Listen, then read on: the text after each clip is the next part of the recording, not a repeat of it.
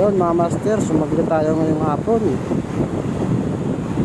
Ang gamit ko ay Shimano FX 3000 series. Tapos yung line po natin ay Hydra 15 pounds from Eastern Tackle. At yung leader line po natin ay from Eastern Tackle din na Infinity 20 pounds. Tapos yung rod po natin ay Kapong 762 by Doc ng Baka. Wash out sir, wash out Eastern Tackle. Ito yung gamit ko na lure, green mackerel from Calisi Lure, nagawa ni Master Saber Malabanan, Occidental Mindoro.